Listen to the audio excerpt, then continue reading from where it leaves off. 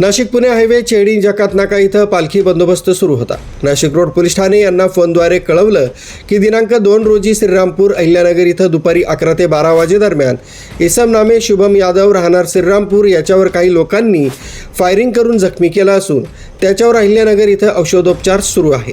गुन्हा नोंदवण्याची प्रक्रिया सुरू आहे। यातील संशयित आरोपी अक्षय किरण कपोते तसंच अभय सुरेश ससाने दोघे राहणार श्रीरामपूर असं नाशिकच्या दिशेनं पळाले आहेत अशी माहिती देऊन सदर संशयित आरोपितांचे फोटो व्हॉट्सअपवर पाठवण्यात आले। सदर घटनेचं गांभीर्य लक्षात घेऊन गुन्हे शोध पथकाचे पोलीस हवालदार विशाल पाटील, सागर आडणे, महेंद्र जाधव, पोलीस शिपाई अरुण गाडेकर, रोहित शिंदे, योगेश रानडे यांनी पालखी बंदोबस्त करत असताना मिळालेल्या फोटोमधील वर्णनाप्रमाणे नाशिकच्या दिशेनं येणारे जाणाऱ्या वाहनावर करडी नजर ठेवली होती।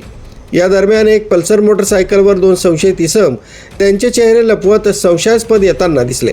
त्यांना पोलीस पथकानं थांबवण्याचा प्रयत्न केला असता सदर संशयित पळून जाण्याच्या तयारीत असताना पथकानं मोठ्या शिताफीनं त्यांना ताब्यात घेतलं। त्यांना त्यांचं नाव पत्ता विचारला असता त्यांनी त्यांचं नाव अक्षय किरण कपोते, अभय सुरेश ससाने असं सांगितलं। अहिल्यानगर LCB कडून मिळालेले फोटो, वर्णन आणि नावाप्रमाणे वरील संशयित हे तेच असल्याची खात्री झाली, म्हणून त्यांना वरिष्ठांच्या आदेशानं स्थानिक गुन्हे अन्वेषण शाखा अहिल्यानगर यांच्या ताब्यात देण्यात आले।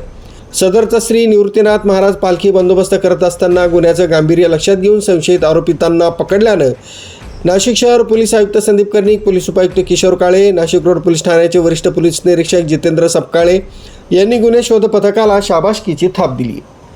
मुख्य संचालक रवींद्र जाधव, लोकराज्य न्यूज, नाशिक रोड।